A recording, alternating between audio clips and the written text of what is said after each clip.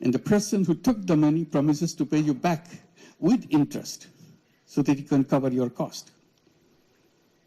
That's a fantastic opening. You can go thousands of miles with that.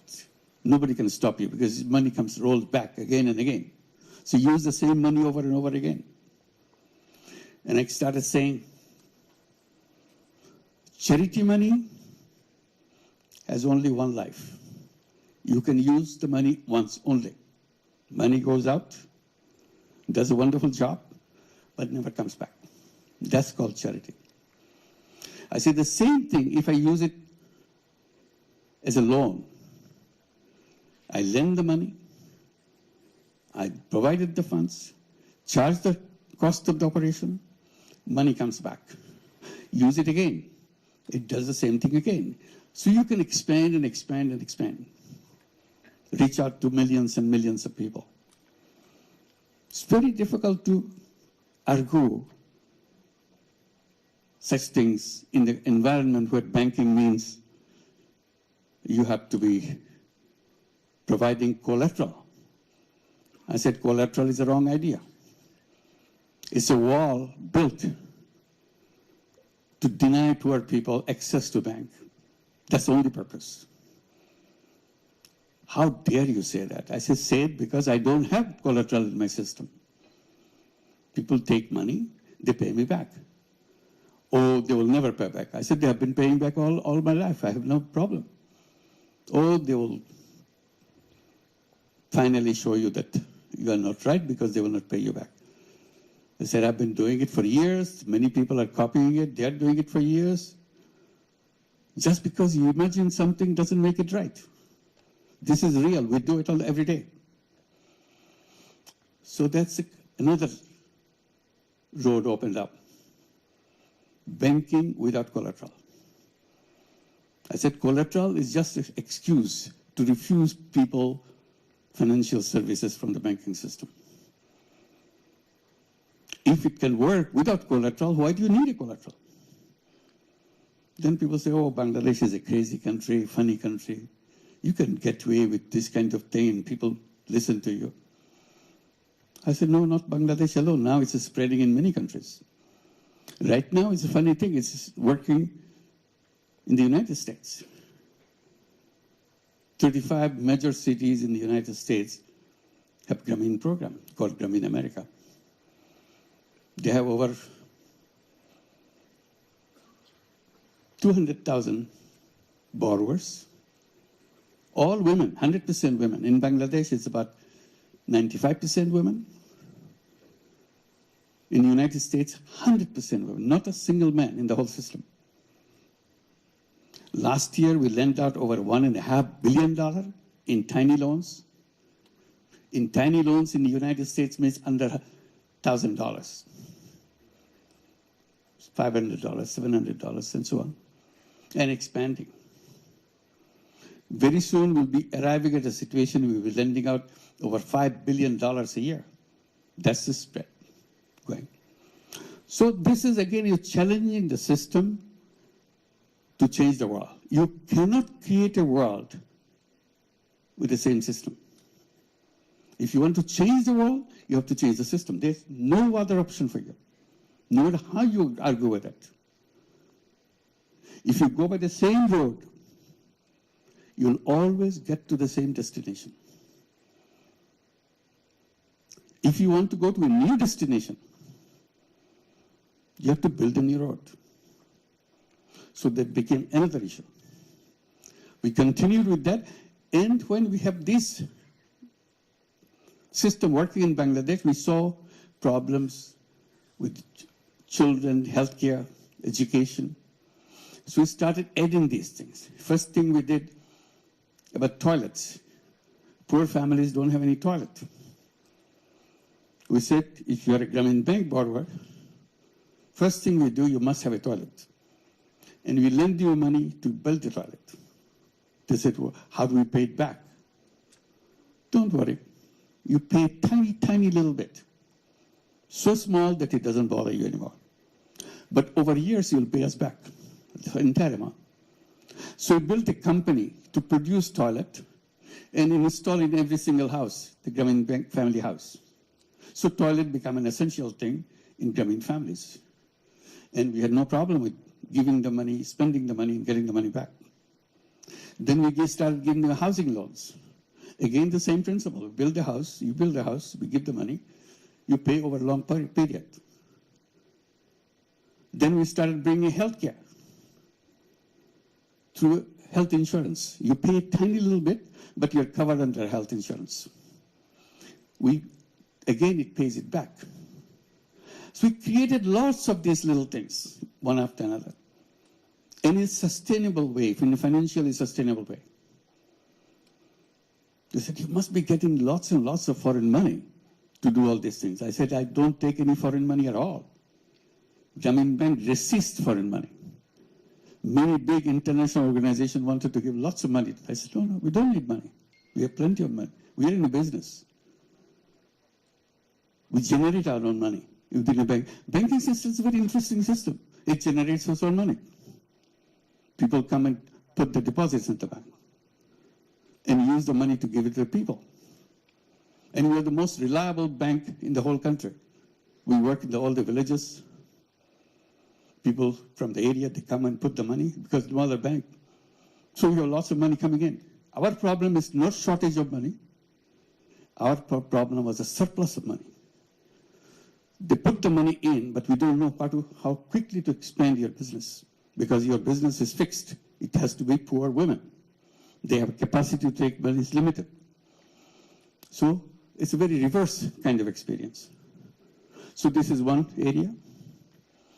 We created all these businesses. We created these programs, turned into businesses. Toilet business, so it became a commercial business. We produce toilet and sell it to borrowers. Healthcare became a separate business. Housing became a separate business. So along the way, we created many businesses.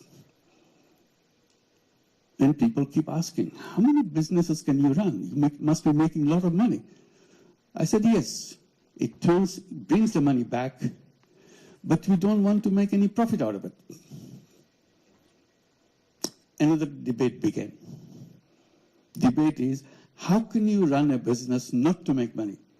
Because in our textbook says, you must maximize profit if you want to be a business. And you were saying you don't want to make profit for yourself. I said, that's the difference. I'm saying, I don't want to make profit for myself. Business makes profit. Profits is rolled into the business to expand the business, to reach out to more people, provide more services. It's self-reliant businesses. That became a debate. That you cannot call a business. I said, I'm an economics teacher, so you don't have to define what a business is all about. It's a perfect business. Simply, I don't take the money off the business into my pocket. That's all. Then it is not a business. You have to make money. That's the business. I said, no, that's not what it says. It says you have to make profit, not put it in your pocket. No, you have to put it in your pocket. So that debate went on. Big experts in economics started challenging the whole idea. I said, okay, it doesn't fit into your idea of business. This is a new idea of business. So I needed a name to define it as a new business. So I started calling it social consciousness-driven business. When I mention it several times, it looks too long for me. So I simplified it, called it social business. What is a social business? Social business is a business to solve problems rather than make money for yourself. Oh, then this is not a business. Business is not supposed to solve problems. Business is supposed to make money for yourself. I said, this is a new kind of business. Do you have a problem with that? If you have a problem, you don't go do it. I have no problem, I do it. So I created social businesses. And one after another, we created many, many social business, became nationwide businesses. Very interesting thing is, some international companies, global companies became interested in the concept of social business. they wanted to build social business, taking us as a partner. So we agreed. So we could Danone, Uniqlo, and many other such companies. So another class of business created, social business. Said the world is stuck. And it cannot free itself from the old thinking.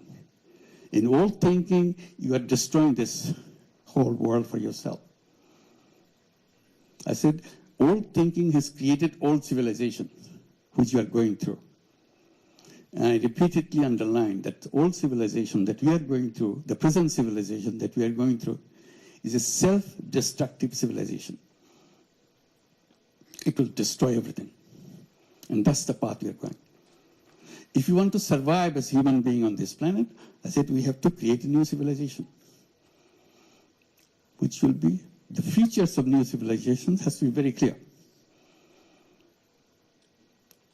It's shown, first condition of the new civilization, the businesses should not be greed-driven.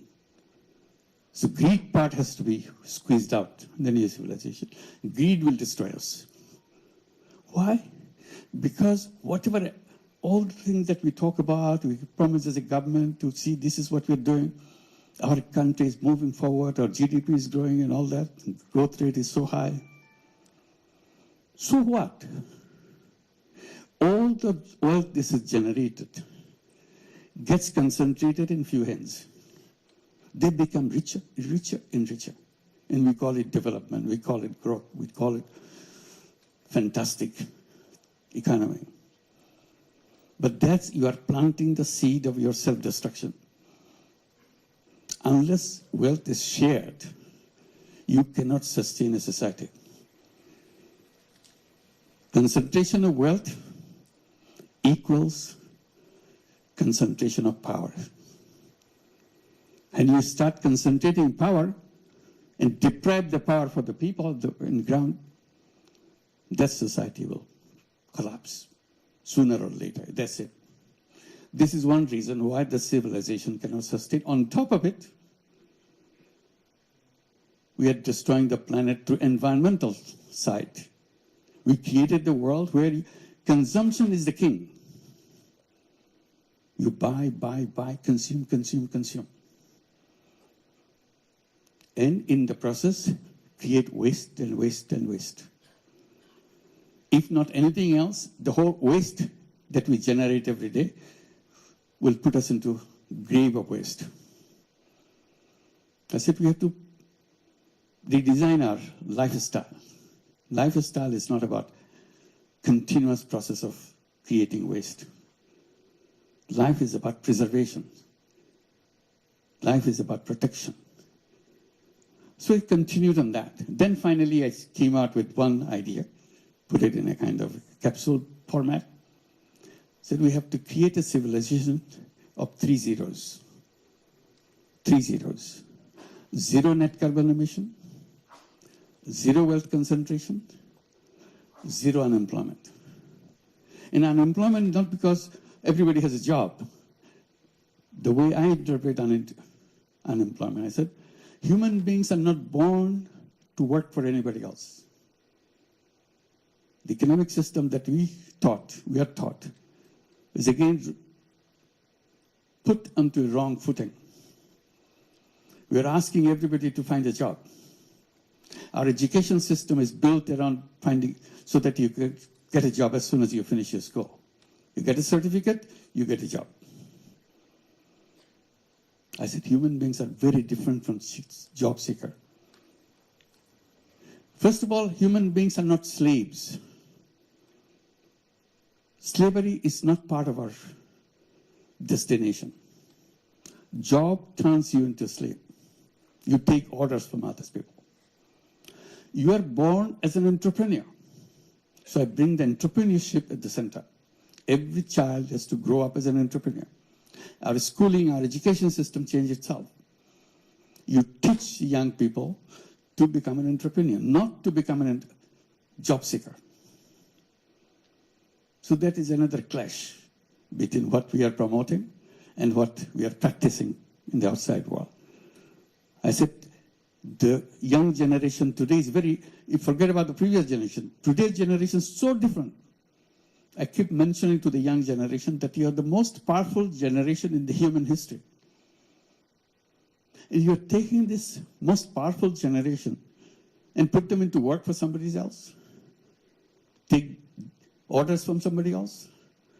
They're filled with ideas. If you free them. Now you're forcing them to get a job because otherwise they're going to survive. Because you have not provided those things. So that's where we say we have to be entrepreneurs. So 3 zeros. 0 net carbon emission, 0 wealth concentration, 0 unemployment. And then we started encouraging young people between 12-year-old to 35-year-old to create what we call 3-0 clubs. 5 young people get together, create a 3-0 club. What do? Each one of you transform yourself as 3-0 person. I do not contribute as a person. I do not contribute into carbon emission. I do not do anything which contributes to carbon emission. It's my lifestyle issue. I create a life where I don't do that. I do not create any waste. This is part of my commitment as a member of the Peace Club. I do not practice anything which will lead to wealth concentration. 0 wealth concentration. I'll become an entrepreneur. I do not contribute to job seeking, working for somebody else. So these are the 3-0. I become a 3-0 person. So this is the direction I want to go.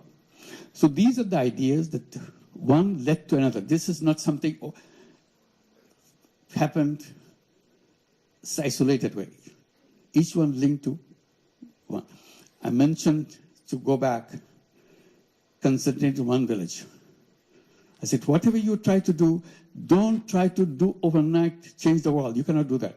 If you want to change the world, you start with your village. You start with your neighborhood.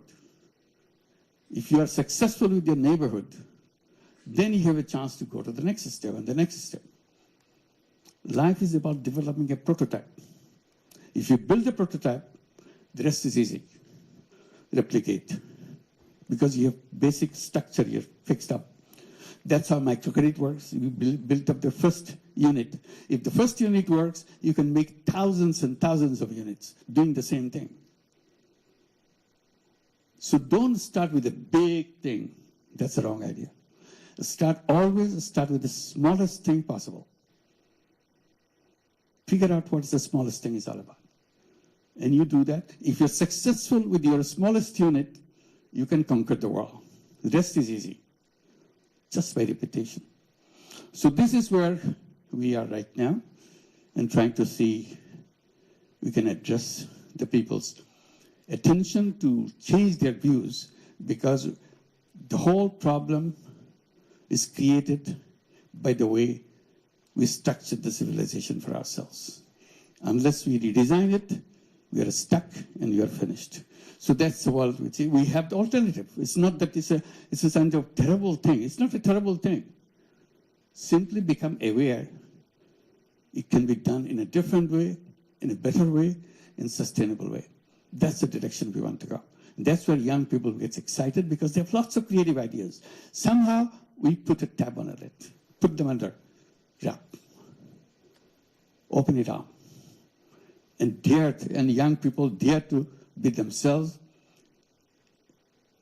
and get into a mission that we have to create a world so that the whole human community survives.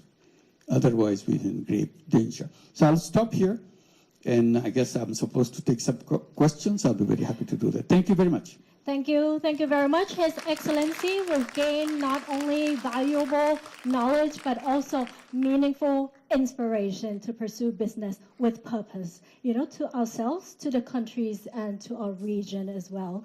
And now it's time to open the floor for Q&A before the photo session. Okay, so anybody, any questions are welcome. Please raise your hand for the question. Yes, please. Thank you.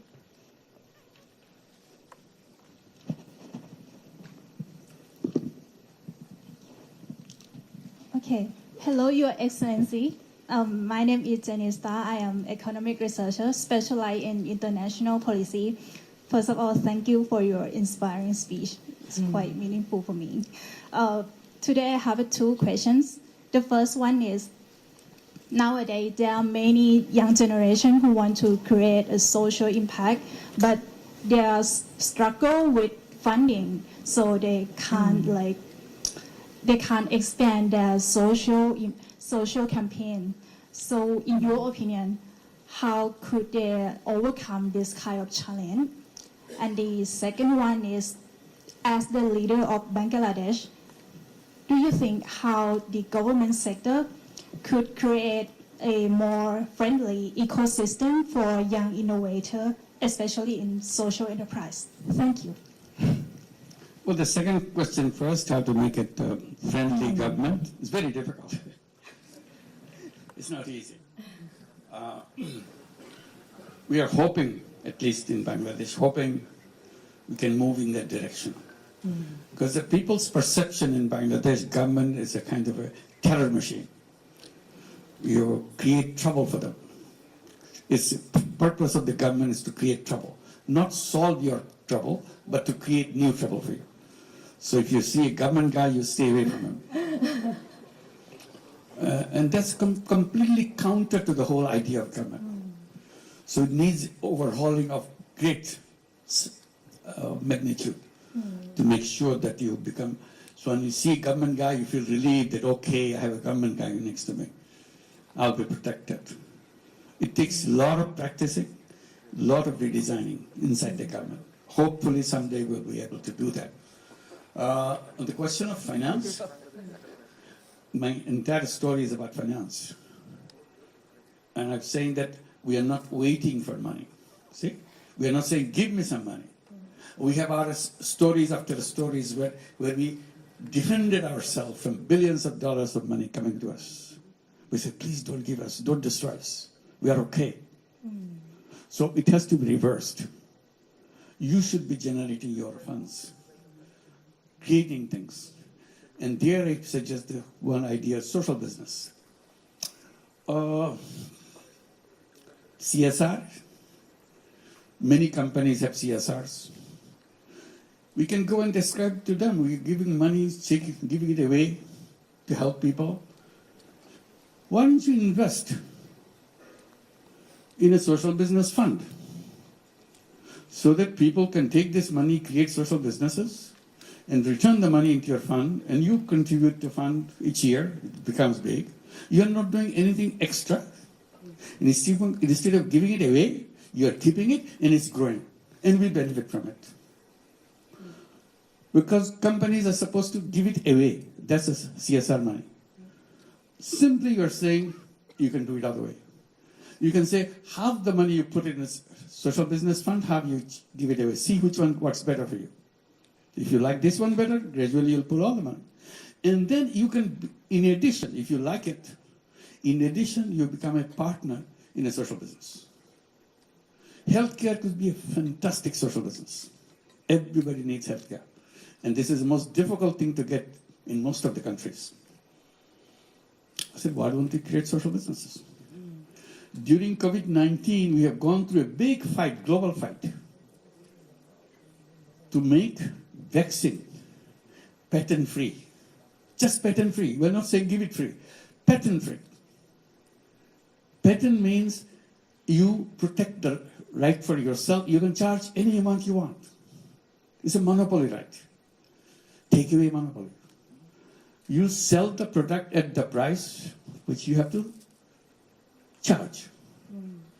Because it's a question of people's life. We had the global fight for this.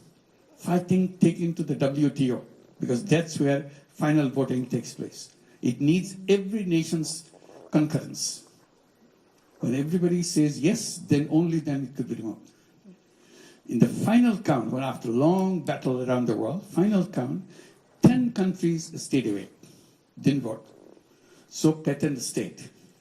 As a result, COVID-19 vaccine went to rich countries in extremely high prices.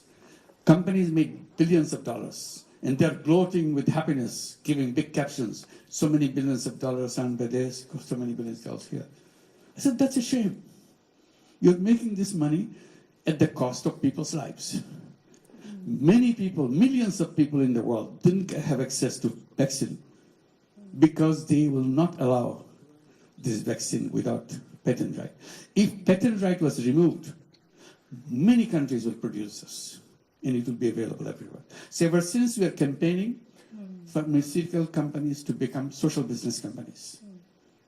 Today you pay a penny for your medicine, in the production of that medicine, you charge to the consumer $1 for that. Nobody can stop that. It's a free market. So I said only escape from that is to create social businesses. Where would the social business come from? From me and from you. If you agree, we do that. Nobody can stop us. It's a business. Only thing, we don't overprice it to make money for ourselves. Because social business doesn't have any room for making personal money out of the business. So that's it. So this is the way to go. It can be created. Money should not be a barrier. It's a kind of, again, creative way of thinking how to make it possible. Make contracts with the people. I delivered this, you give me this, I delivered this. That's it. Thank you. Thank you. Thank you very much, and please feel free to engage with Professor Yunus. Thank you. Please. The lady in the middle, please also introduce yourself and your organization. ตรงกลางสุดขาวค่ะ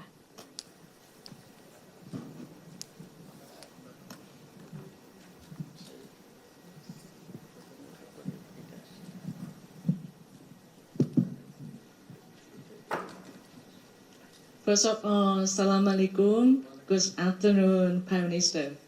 I would like to have, I'm Fatima from Asia Medicare Group Company. We're running about the medical tourist business. I have it the same question since I asked last Prime Minister, last time when they visit Thailand. I want to know about the bank system. When is gonna be developed or improve about bank to bank and increase this for more easier business between Thailand and Bangladesh. Thank you so much. Thank you.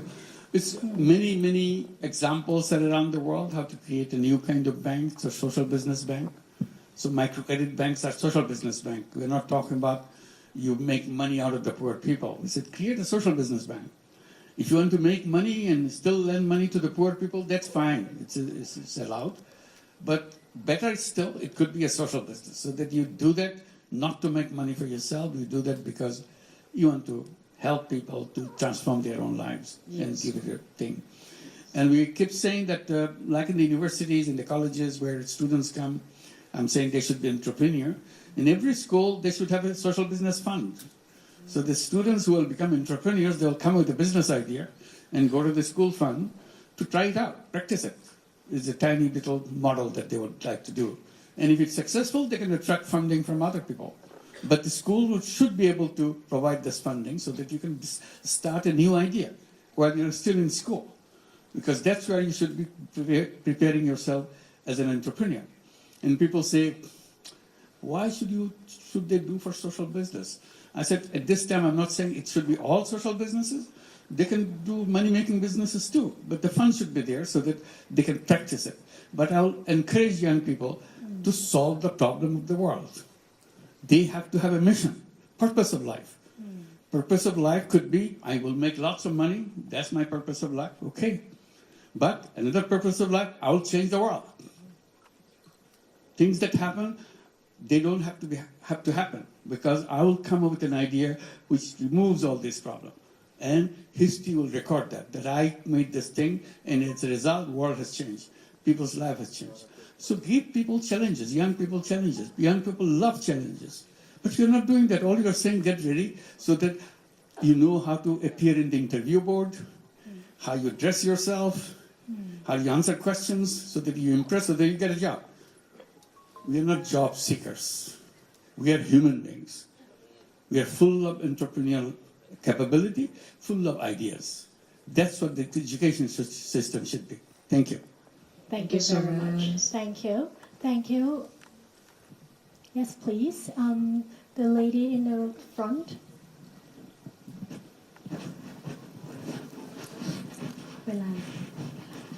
ส Sorry, I can't see anybody, so I hope there's some light in the middle. Good afternoon, Your Excellency. I'm Asleisha Karki. I'm representing Nepal for today's program as well. I had a question for you. It was really interesting when you said the 3 zeros, but something that struck even more to me was the part where you said 0% unemployment. So, as a fellow young entrepreneur, I do think entrepreneurship is something we have to talk about more and get more people engaged. But at the same time, as an entrepreneur, I know I need a lot of help from fellow other members in the community as well. So could you elaborate a little more when you said we need to be more prone to entrepreneurship than employment? One is you're, as a young person going through this education or whatever experience you're going through, you're always thinking, what is that I'm going to do? Oh, I like this, and I'll become a CEO of this company finally. I enter the bottom, and I'll do that. I'm a very talented person. So that is very attractive. Or I see this problem. People work very hard, but they don't get the return that they should get because of the system, the banking, because of the system, the legal system. They're pushed away from the mainstream. So I'll create something so that they will go very easily with a happy life. I'll come up with an idea which will transform their life. If I can transform one human being's life, my life is worth living. If I can do it for many, many, of course, that's what I'll feel happy that I have done something which touched people's lives. Otherwise, I can do things and make money, have a big, exciting life for myself, but people have nothing to do with you. You never have anything to do with anybody. So you have to choose which one you're looking for. So one of the purpose of education is to find your purpose. See, in the entire education system, there's nothing called what is the purpose of your life. They will make you expert in everything, but never ask the basic question, why I'm here? What am I supposed to do? Do I have choices? How do we choose my path? I think that will be the first question in the education system. The day you enter grade 1, what is the purpose of my life? And I search for it as I go. And I battle with my colleagues. I tell my colleagues, this is what I do. My friends in the class say, no, I want to do this. Other friends say, no, I want to do this. And my ideas keep changing. Next class, I'm much mature. I know what I want to do. But still, brighter ideas keep coming in the debates and so on. Because this is a fundamental question each class asks itself. And we record it. So the next year we read that, what we used to think about last year. Has anybody changed his mind? Yes, I've changed my mind. This is what I want to do. Record it. So as we go, how our minds develop. Ultimately, I have to find the purpose of my life. It's a very short period. It's not a long period. But within that short period, I have to reach the goal of my life. Making money cannot be a goal of life. But if you want, put it there. I want to make money. Go ahead. But you listen to others, what they want to do. I want to change the world. I don't like the way it happened this way. I don't like the way I don't like the war. I don't like this. I want to create a world like this. That's what it will happen. Imagination. That's the key word for every young person. Imagine. Imagine the world that you want to have. Imagine what you want. That's the part of your growing up. By the time you're mature, you're ready to go, you have your ideas matured. If you imagine, whatever you imagine, it will happen. If you don't imagine, it will never happen. Imagination is a big part. That's the most important ingredient in every single human life. Imagination. Thank you. Well, thank you very much for the Q&A session, and big round of applause to His Excellency Professor Dr. Yunus for a wonderful keynote address. And also please remain on the stage for a photo session, and may I invite His Excellency Mr. Warawut Silapa Acha, Minister of Social Development and Human Security, the Kingdom of Thailand. Her Excellency Ms. Jiraporn Singtuprai, Minister attached to the Prime Minister's Office.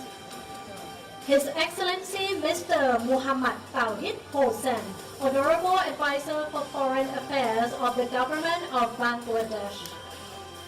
His Excellency Indra Madi Pandey, Secretary General of BIMSTEC, and all the speakers from the BIMSTEC member states for both sessions. Please, all the speakers come up for the photo session.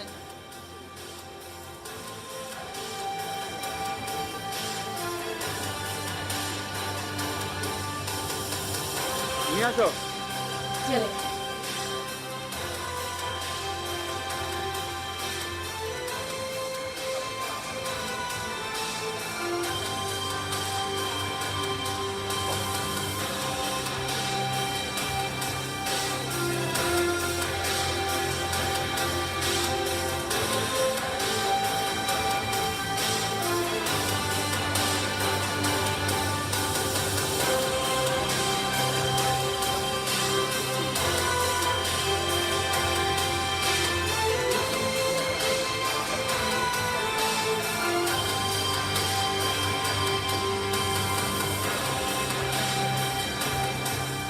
Here to witness the BIMSTEC Young Gen Forum, Where the Future Meets, co-hosted by the Ministry of Foreign Affairs and TNN World. It's such a highlight that 7 BIMSTEC member states together represent over 1.7 billion people, accounting for nearly 23% of the world's population, forming a dynamic and expansive market full of investment opportunities across various industries.